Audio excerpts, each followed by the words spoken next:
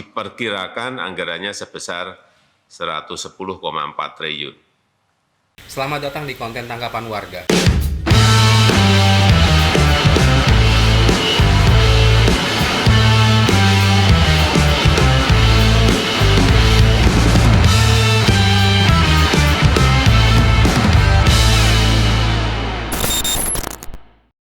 Yang boleh. Pemilihan umum atau pemilu 2024 akan diikuti oleh lebih dari 204 juta pemilih warga negara Indonesia. Dan untuk menyelenggarakan pemilu tersebut, pemerintah akan menganggarkan biaya sebesar 110 triliun rupiah. Kemarin sudah disampaikan ke saya bahwa diperkirakan anggarannya sebesar 110,4 triliun. KPU dan Bawaslu. KPU-nya 76,6 triliun rupiah dan Bawaslu-nya 33,8 triliun rupiah. Dari mana sumber dananya? Ya tentu saja dari APBN dan APBD tahun 2024. Alokasi dana, baik dari APBN maupun APBD dalam rangka persiapan pemilu dan pilkada serentak 2024. Selain anggaran dari pemerintah, biaya pemilu juga akan bersumber dari partai politik dan calon perseorangan.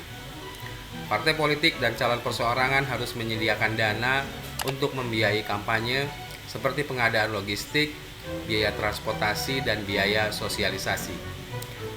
Berdasarkan perhitungan dari tim riset CNBC Indonesia, biaya pemilu 2024 secara keseluruhan bisa mencapai 120 triliun rupiah.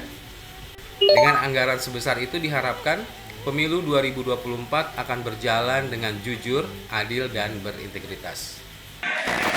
Demokrasi yang berjalan jurdil, situasi yang bisa berjalan pada rel, dan kita selenggarakan dengan betul-betul membawa integritas yang jauh sekali dari unsur KKN. Saya terima kasih karena pasangan nomor 1 dan pasangan nomor 2 punya komitmen yang sama.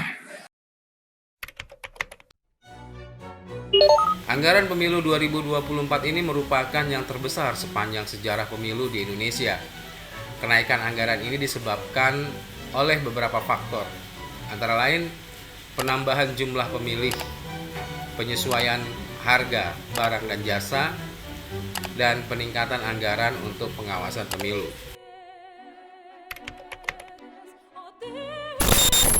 Uang yang berputar di masa kampanye pemilu 2024 akan berdampak positif terhadap perekonomian Indonesia.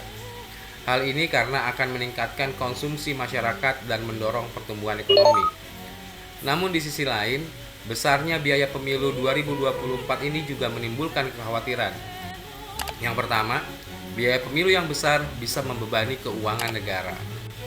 Kita semua tahu bahwa saat ini perekonomian di Indonesia sedang tidak baik-baik saja pasca dari pandemi. Namun, kita tetap harus mengeluarkan dana yang sebesar itu untuk pemilu. Kekhawatiran yang kedua, biaya pemilu yang besar bisa menimbulkan praktek politik uang.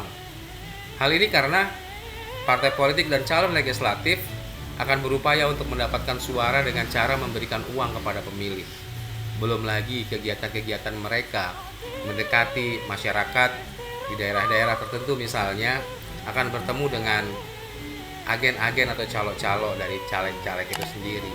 Yang ketiga, biaya pemilu yang besar bisa membuat hanya partai politik dan calon perseorangan yang memiliki modal besar yang bisa ikut pemilu. Dan yang keempat, potensi terjadinya tindak pidana korupsi dari penyelenggara pemilu. Untuk itu diperlukan beberapa upaya, antara lain yang pertama melakukan efisiensi dalam penyelenggaraan pemilu, meningkatkan pengawasan terhadap biaya kampanye, melakukan reformasi partai politik agar lebih demokratis dan transparan, dan melakukan audit ketat terhadap penyelenggaraan pemilu. Ini penting bagi kita semua untuk bekerja sama menyukseskan pemilu ini dengan biaya yang efisien dan transparan. Sampai ketemu lagi di konten tanggapan warga berikutnya.